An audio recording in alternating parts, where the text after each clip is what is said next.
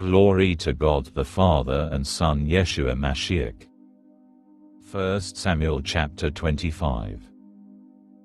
The death of Samuel. Shemuel died. All of Israel assembled to mourn him and bury him at his home in Ramah. Then David set out and went down to the Paran desert. David takes Abigail as his wife. Now there was a man in Maon who had property in Carmel. He was very rich, having 3,000 sheep and 1,000 goats, and he was shearing his sheep in Carmel. The man's name was Nabal, and his wife was named Abigail. The woman was intelligent and attractive, but the man was surly and mean in his actions. He belonged to the clan of Caleb. David, there in the desert, heard that Nabal was shearing his sheep.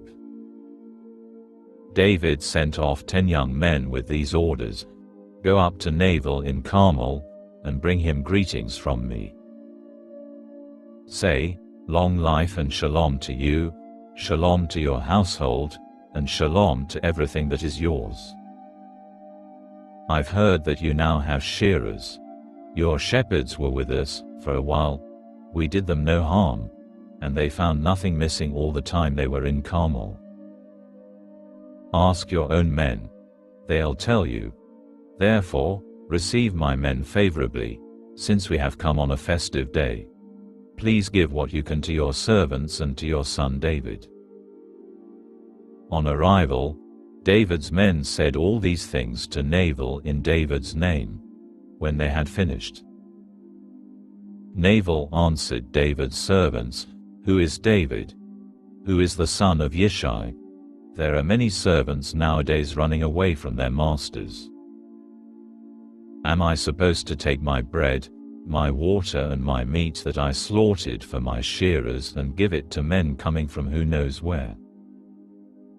So David's men turned around, went back and came and told him everything Nabal had said.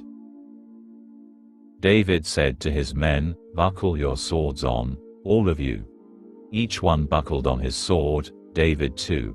And there went up after David about 400 men, while 200 stayed with the equipment. But one of Nabal's men told Abigail his wife, "David sent messengers from the desert to greet our master, and he flew on them in a rage. Even though the men had been very good to us, they didn't harm us, and we found nothing missing during the entire time we went with them, while we were out in the countryside. They served as a wall protecting us day and night all the time we were with them caring for the sheep.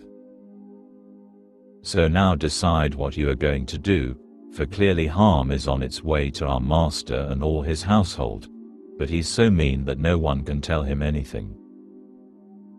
Abigail wasted no time in taking 200 loaves of bread, 2 skins of wine, 5 sheep already prepared, 6 quarts of roasted grain, 100 clusters of raisins and 200 fig cakes, and having them loaded on donkeys. Then she said to her young men, "Go on ahead of me, and I'll come along after you." But she didn't tell her husband Nabal.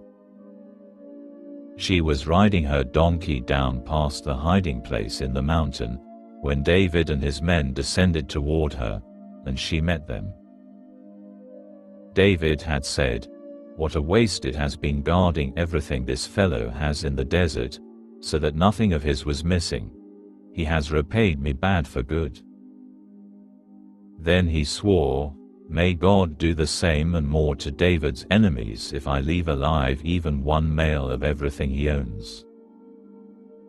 When Abigail saw David, she hurried to dismount from her donkey, fell on her face in front of David and bowed down to the ground. Having fallen at his feet, she said, "It's all my fault, my lord, all my fault.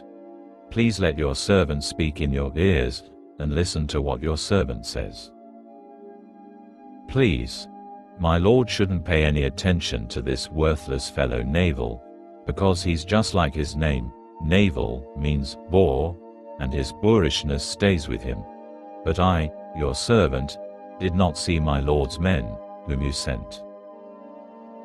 Therefore, my Lord, as Adonai lives, and as you live, inasmuch as Adonai has kept you from the guilt of shedding blood and from taking vengeance into your own hands, therefore, may your enemies and anyone seeking your harm be as worthless as Nabal.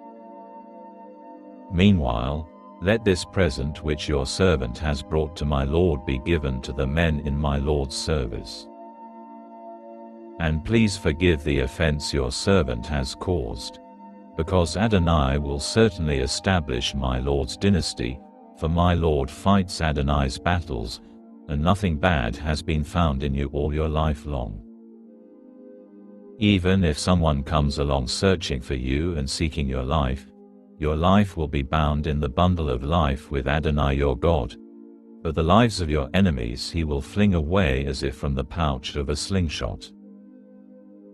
Then, when Adonai has done all the good to my Lord that he has said about you and made you ruler over Israel, what happens here will not have become an obstacle to you or a cause for remorse to my Lord, neither that you shed blood without cause nor that my Lord took vengeance into his own hands.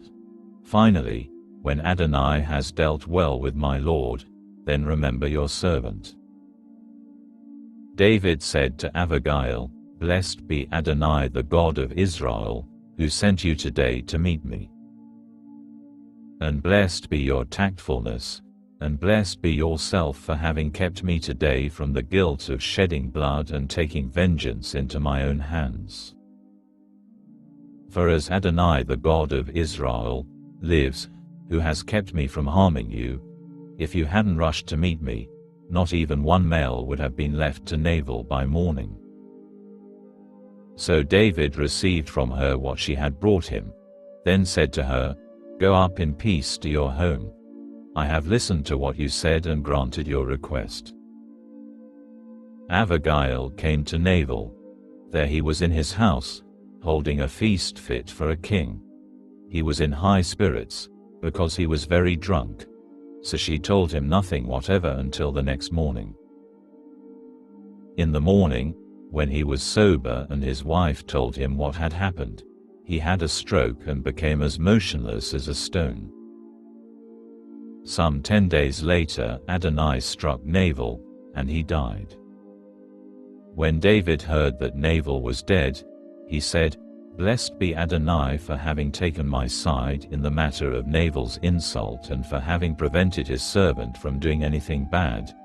On the contrary, Adonai has caused Nabal's bad deeds to return on his own head." Then David sent a message that he wanted to make Abigail his own wife.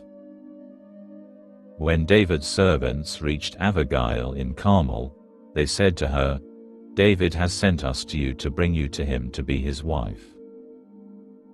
She got up, bowed with her face to the ground, and said, "Your servant is here to serve you, to wash the feet of my Lord's servants." Abigail then hurried, set out and rode off on a donkey, with 5 of her female servants following her. She went after David's messengers, and she became his wife. David also took Achinoam of Yisrael. Both of them became his wives. Meanwhile, Shaul had given Michal his daughter, David's wife, to Palti the son of Laish, who came from Galim.